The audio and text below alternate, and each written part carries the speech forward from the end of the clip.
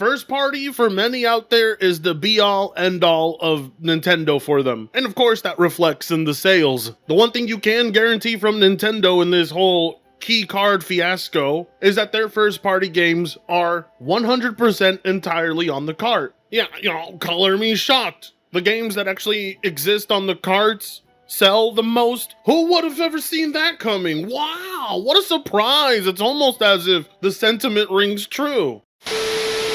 What's going on, dudes? It's your boy Andy Matrix. I'm back with another video. I'm back on Angry Guy's YouTube channel. You saw the title. Switch 2 game key cards are a failure. Of course they're a failure. Everybody knows it's a scam. We are living in the age of you will own nothing and be happy. Yeah, because there's nothing more that people will love than to spend money on something and not own anything. You know what I mean? Just not own shish kebabs. I'm gonna buy a house, right? I'm gonna buy a mansion, $1 million mansion, but it's not gonna be mine. No, it's gonna belong to the government, and whenever they feel like taking it away, poof, I'm out of there with my family. In this case, you buy a game for the Nintendo Switch 2, right? And then and Nintendo can tell you when you cannot play that game. Yeah. Imagine that. Oh, wait. Correct me if I'm wrong.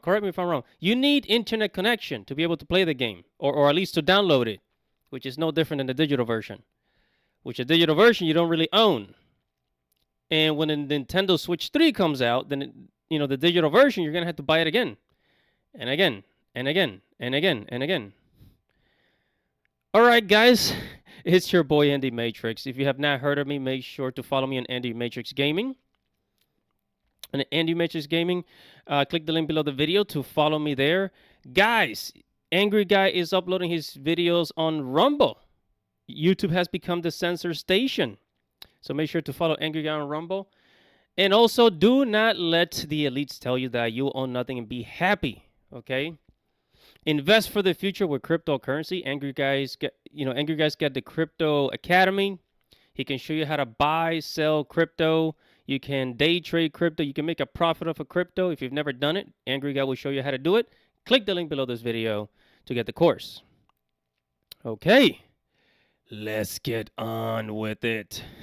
Man, I don't think I have ever ranted on a console like this before. I don't think nobody has ever ranted on a console. You know what? People are talking crap about the PS5 and the Xbox Series X, during the pandemic. But honestly, not to this level. The PS5 has some issues, but not to this level. And the main issue was the, what was it? The scalpers. And at the beginning, there were not enough games for the PS5. But it's a console. It's a more advanced console. But it really, nobody really, attacked the PS5 or the Xbox to the same level as the Nintendo Switch 2. So congratulations, Nintendo, for getting all this hate. You've earned it. I don't know if that makes things better. But seriously, dudes, the game key card is an absolute scam. It's an absolute scam. Well, I mean, in that case, we could say that the digital future is kind of a scam, unless we find a way for ownership, right? Because with digital, you can take it away, and also, you know what? I'm gonna take that back a little bit. I'm gonna go back a little bit. The digital future is not a total scam unless we actually find a way to own our digital assets, right? Like having it on a flash drive, on an SSD drive where you can store all your data along with your videos and photos and whatever other files. If I can buy a game and download it to my hard drive and keep it there and play it whenever I want, unless I delete it by accident, then no, it will not be considered a scam. but because their policy literally says you don't own it, it's just a license. Then, but they literally defined it. I mean, they define it under policy, under terms and conditions. The small text. They defined it that you do not own the games that you buy electronically. You don't own them. So yeah, figure that out. So it's like, why buy a software key card when the game is not really there, right? I've actually said this before. If you remember back in the 2000s or the 90s, whenever you bought a software, let's say you bought Photoshop, you will go to Circuit City. Oh my God, Circuit City! I feel old. You will go to Circuit City. You buy Photoshop. On the case. You take it home, put the disk in your computer, and then the box would have a key code, like a serial number. You enter the serial number after you download the software, and then the serial number would allow you to use the software. And that serial number is yours. You can install it into any computer at any time, as many times as you want, and that's it. That's really it. You literally own the software. They're not doing this with Nintendo. They're not, that game key card is a permission, not ownership. I repeat, it's permission, not ownership. But let's allow Fritanga. Yeah, his name is Fritanga. He's gonna spell it out for us. Play the clip. See, I'm one of those lucky few who doesn't have nostalgic attachment or a parasocial relationship with Nintendo. I was raised by bugs, grass, and the outdoors. I wasn't raised by Nintendo like some people, so We used to beat people up for wearing things like that. I don't care if it's been like 20 plus years since a 3D Donkey Kong. Nintendo's first party simply isn't good enough to make me abandon my principles. I'm just built different, I guess. But first party for many out there is the be-all, end-all of Nintendo for them. And of course that reflects in the sales. The one thing you can guarantee from Nintendo in this whole key card fiasco is that their first party games are 100% entirely on the cart. Yeah, color me shocked. The games that actually exist on the carts sell the most? Who would have ever seen that coming? Wow, what a surprise. It's almost as if the sentiment rings true. You see, in today's news, we've gotten an update on which Switch 2 games are selling the most. Now, I just want to let everybody know, the system has barely been out, okay? It hasn't existed on the market long enough to chase trends. These are just the earliest figures we have, but nonetheless, they are still interesting statistics to take a look at. And some that might bring a smile to your face, because there's nothing more that I love to see than third-party publishers failing on the Nintendo Switch 2 because they've decided to be greedy and not release the full game on the carts for you. I hope they continue to fail, and I hope they continue to lose money, and I hope they don't publish on Nintendo Switch 2, because these assholes are legit asking you full price for things that don't actually exist, and selling it to you on fake cartridges. The game business. Most third-party Switch 2 games posted very low numbers. One third-party publisher characterized the numbers as below our lowest estimates, despite strong hardware sales. You think this is funny? That's what you get. That's what you motherfuckers get. Piss off. This guys really came in here trying to sell people blank Switch cartridges and thought that there would be no repercussions. Suck a dick. I hope you continue to fail on the Switch 2 until you start delivering people games with the full game on the cartridge, okay? It's quite simple. Do right by the consumer, and, well, sometimes they'll do right by you. But would you look at that? The sales are even lower than the lowest estimated sales they had predicted. Key cards aside, there's one reason this device is flying off shelves at record-breaking numbers, and the software does not reflect that. That's because this is a Mario Kart box. That's what it is. It's like when Breath of the Wild came out. Nobody would have bought a Switch 1 if Breath of the Wild didn't exist, because nobody was going to buy a Wii U to play it. See, Nintendo has kept Mario Kart fans waiting over a decade for a new Mario Kart. It's here. It's pretty mid. Not really that groundbreaking or revolutionary, but, you make people wait long enough and they think it's a monumental occasion. And thus, you have Switch 2 selling like crazy for Mario Kart. But everything else is irrelevant to people. Who the is gonna want to play Yakuza on the Switch? Or just about any other game that would look 10 times better elsewhere and play better elsewhere. And also, actually be cheaper and actually fully on a disc. Just when Nintendo locked in the best third-party support they could have ever gotten for any console in recent time, they f*** it up by allowing those devs to publish games on blank, empty cartridges. Why the hell would somebody want to buy a keycard version of something they actually own on PS5 or even Xbox? Nonetheless, the article attempts to tackle this tricky situation. What are the numbers? 62% of Switch 2 physical game sales in the US launch week were from first-party games, excluding the Mario Kart World bundle. 48% of Switch 2 physical game sales in the UK were from first-party games. 86% of Switch 2 physical games in the UK were from first-party games. By comparison, for the launch of Switch 1, 89% of UK physical game sales were from first-party games. And the launch month of Switch 1 in the US, 81% of US physical game sales were from first-party games. CD Projekt Red's Cyberpunk 2077 was the best-selling third-party game during the launch of Switch 2, beating launch sales of CD Projekt Red's The Witcher 3 on Switch 1. Well, to be fair, that's not hard to top, but anyway. Sega was the number 3 biggest publisher on Switch. When it comes to games released, both physically and digitally, over 80% of Switch 2 game sales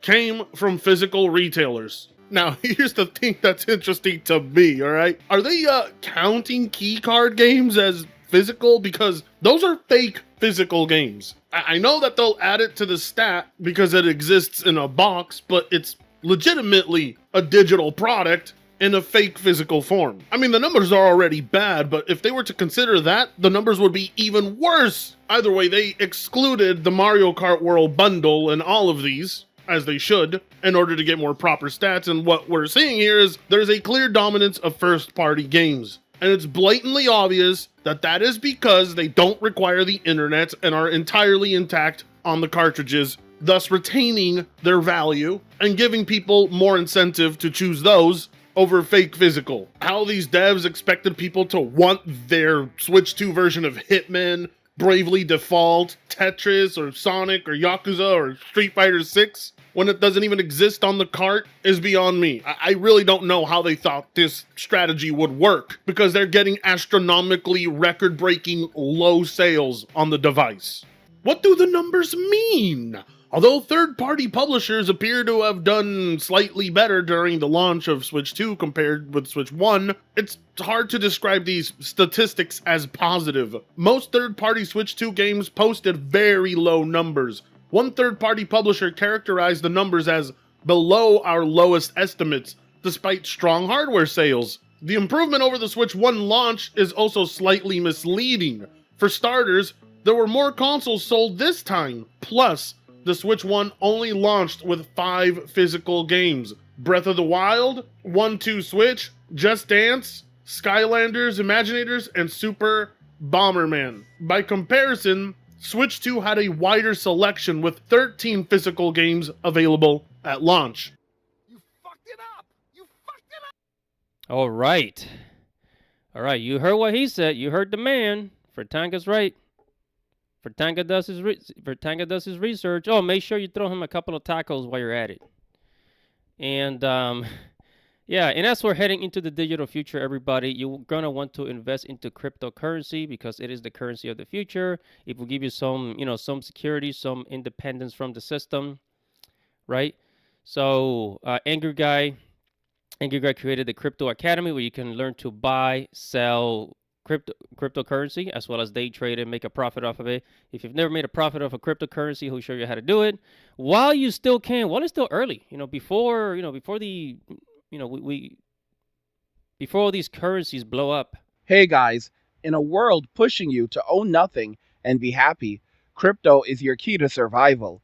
Join Angry's Crypto Academy to master buying, selling, and trading crypto. Make huge profits and safeguard your wealth.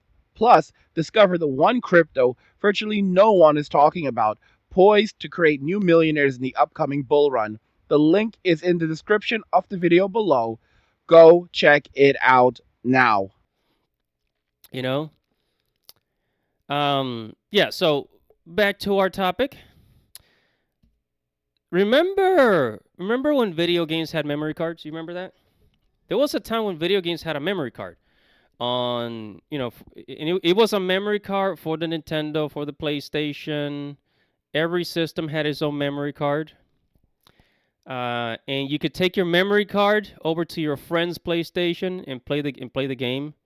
Or as a matter of fact, you didn't even have to own a console. You could buy a memory card, go to your friend's house, play whatever game. You could play Final Fantasy in your friend's house. Save your game, right? Save your game on your memory card, and then when you're done, just take it home. That's what I used to do. So there was freedom with having a memory card. But the reason why memory cards are no longer being made is because companies don't want you to share consoles with someone. They want you to buy it. Gotta spend money. You have to spend your money. Right? So you see, as you can see, back then, corporations were very pro-consumer. They were very, very pro-consumer. They created the console in a way that was friendly to the consumer. We had memory cards. You could save your game with the memory cards. Take that memory card. Go over to your friend's house and play the game over there if they had the game. Right? We had freedoms. We had freedoms, for God's sakes. We don't have that anymore. Okay, companies want to control absolutely everything. They want complete control over you, over me, over the system, over society, over right? They want to control absolutely everything, and it's really annoying, actually. It is really, really, really dang annoying. And, you would think that, I don't want to go into, like, politics, but, oh, man, I'm stepping into a dangerous zone here. But you think that we could at least get a break from reality, from, what's happening in our current world with politics and the cost of living, as an escape to our video games. But then that's being hijacked too. That is being hijacked too, to the point where like we're being pushed into piracy in order to be able to enjoy some games. And even modern games aren't even doing that well. Like, a lot of people literally have to travel back in time in a freaking time machine to enjoy gaming again. That's why retro games are going up, and that's why retro games are actually going up in price. Maybe that's a separate video that we can make in the future. Anyways, let's go back to Fratanga. Play the clip. Here's the one thing a lot of people seem to forget about Nintendo guys. They are the heaviest physical collectors of all the gaming communities. When it comes to Nintendo dudes, they will buy and own as much physical media as possible. And because, Nintendo made it very easy for the consumer to know which game boxes contain a key card and which one contains an actual cart with the full game, it's made the job a lot easier for the average consumer. People are severely underestimating the impact key cards are having for third-party publishers on this device. I knew that they were going to have some trouble here with this. In general, though, Nintendo often has the weakest third-party sales of all platforms, even weaker than Xbox. And honestly, that's a shame to see, because this time around it really feels like Nintendo and third-party publishers are finally starting to work together a lot more. So much so, you got From Software making an exclusive for them. I never thought I'd see Miyazaki work on anything for Nintendo. Hell, I never thought I'd see Sega and RGG Studios wanting to work closely with Switch. Here's the problem: if those titles do not sell, third-party publishers are going to once again pull out from Nintendo like they've done repeatedly each and every single console generation for years now. Funny thing here, though, is it's going to be all their own incompetence, because they just didn't want to take the risk and pay extra for Switch 2 carts with more storage on them, and instead are opting for delivering this half-baked physical/digital product. Now I know what you're thinking, but Frit, some third-party publishers on Xbox and PlayStation also do that, and you're right, they do. Both are equally wrong. The thing here, though, is that Nintendo has keycard games labeled easy to read and identify right on the box, so consumers are actively avoiding what they know does not actually contain the full game on cart as a collector's item. But mainly here, the truth is, most people already own these games on devices that will play them better and purchased it at a cheaper price a while ago. What they haven't played is Mario Kart World. And it sucks because, you know, this third-party lineup is so much better than the Switch 1. The Switch 1 lineup, if you don't remember, was complete trash outside of Breath of the Wild. And yet, in spite of having more support and better games out the door this time around, it's still shockingly low sales. And again, what's the incentive? People already played almost everything here. Why the hell would anybody want this version of Yakuza 0 over the PC, Xbox, or PlayStation versions, which are cheaper and actually exist on physical media for the consoles and looks phenomenal on PC? Like, what is the point of this version? And the biggest turnoff being that it doesn't even exist on the cart. You follow this trend, and it's easy to see why a lot of these games are not selling that well on the Switch 2. But like I said, it's just far too early to even make such a claim. We have to wait till people finally wear out of Mario Kart, and eventually they'll start buying other things. But key cards do seem like they're going to have a long-term negative effect for third-party publishers here. There's just far too little incentive to buy these versions for the Switch 2. And on top of that, they have the audacity to charge more for it than the other versions? What, because it's portable? If I want to play Yakuza Portable, I can already do that on my Steam Deck. And I can purchase Yakuza 0 there for less than the price of a Big Mac, since it constantly goes on sale. I think we will see a trend of third-party games that fully exist on carts being the highest sellers versus game key cards. When it comes to Nintendo, their physical attachment rate exceeds over 50% in the United States. And then you have developers over here on the Switch 2 who have games that don't even exceed 10 gigs and still putting them as a key card. And then going all Pikachu-faced when the sales are low. Like I said though, it hasn't even been a month, so it's far too early to say, but the best we can hope for is that games that are exclusively key cards continue to fail as bad as they are out the gate. Because a lot of those developers do not deserve your money. A lot of them are just cheaping out on you because most of them don't even have an excuse for not having the full game on the cart. None of these games have even exceeded their capacity. See, these developers are relying on the gimmick of, oh, look, it's a portable version, but nobody's really impressed because we've had portable versions of all these third-party games for a long-ass time now, and Nintendo is now suddenly able to do it, and they expect that to be the selling point. Sorry, but you're not the only portable device anymore. The novelty of portability is wearing off, because that was one reason people even bought Switch versions of games that could run on it. And now that people have different flavors of handhelds and different console versions, you begin to wonder what purpose and what uniqueness is there to Nintendo now. Not the only handheld anymore, and the least impressive of the consoles. Deductive reasoning can lead you to realizing third-party games on the Switch 2 are kind of pointless. The one thing going for it is that of all the handhelds that do exist, it has physical media. The problem with that, though, is only some of it is real, actual physical media. Hopefully, these publishers who opted for not providing you actual games on carts continue to experience horrendous sales. All right, cool.